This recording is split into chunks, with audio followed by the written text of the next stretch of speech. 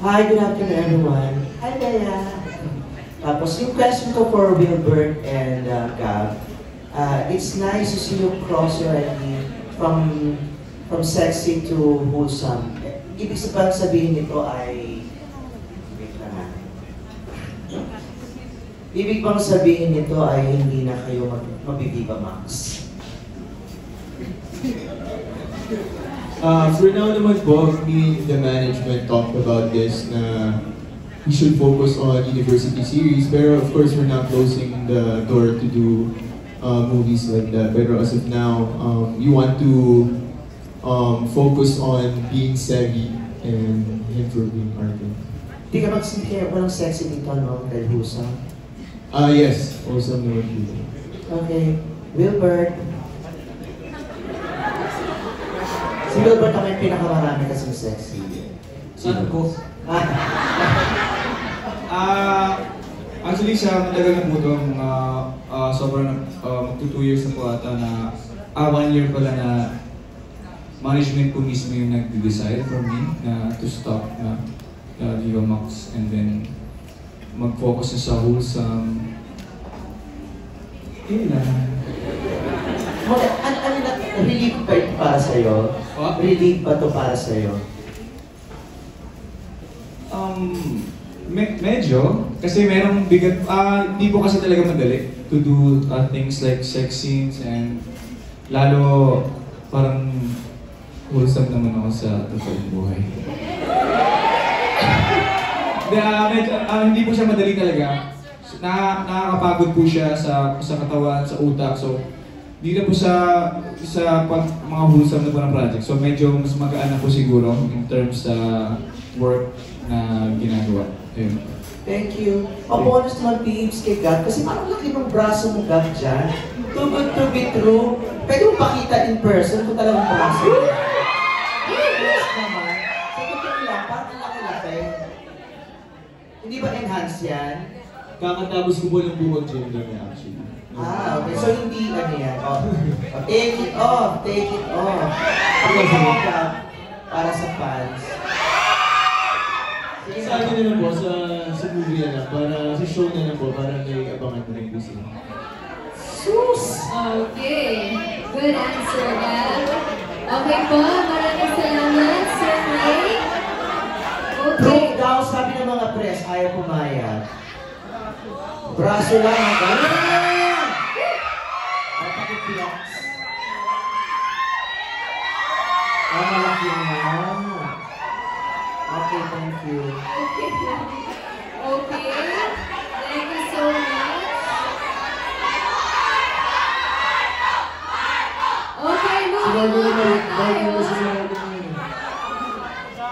Okay. Balot nga ako ngayon. Barbie ko naman daw, sabi ng mga fans. Pang-fans lang. Wala ako sa kondisyon. Okay, thank you so much, Marco. Moving on po tayo kay Nurse Almo from GMA Entertainment. Also, gentle reminder lang po, Viva One po sana ang focus ng questions. Thank you so much. Maraming salamat. Hello, good afternoon. This is for Miss Boy. Can I get your reaction lang doon sa mga love wins, kahit yung mga nauna na? Anong masasabi mo doon sa, na-translate nga ba yung nasa imagination mo while writing? Na-translate nga ba yung imagination mo while writing the books doon sa mga love wins? Sa mga past po, or yung pati yung ngayon?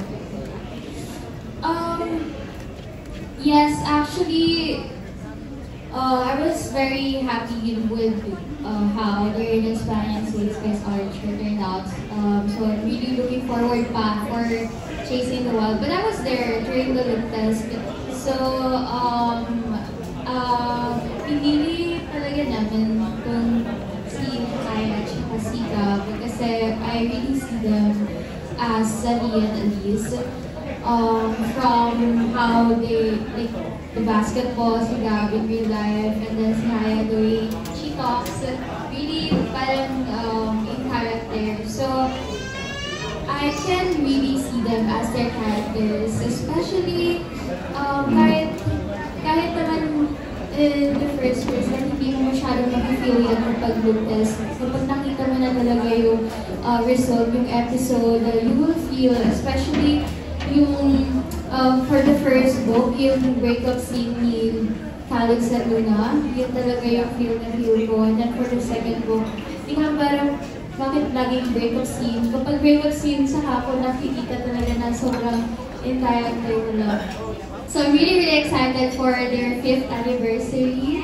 So siguro doon ko masasabi talaga na they really, really fit the role and they bagay na bagay talaga sa kanila yung bagay na bagay talaga sa kanila yung role na binigay para sa kanila. Second question is for Wilbert.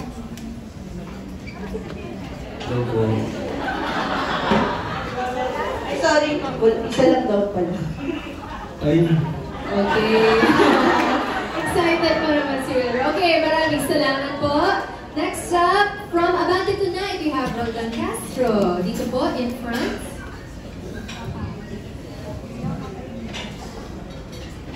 Kay Anjo na lang. Anjo, kumusta ka trabaho ang mga bagets?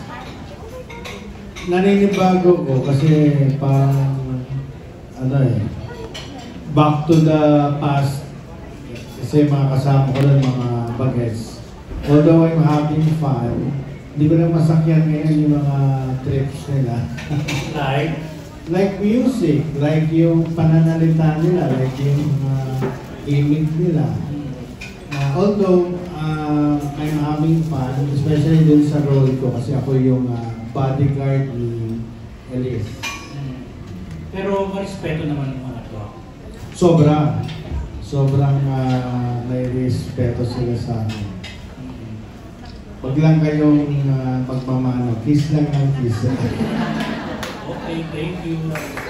Okay, maraming salamat po. So that's batch 1. Batch 2 consists of Romel Gonzalez, Jojo Panaligan, Bobby Requintina, and Kate Adahar.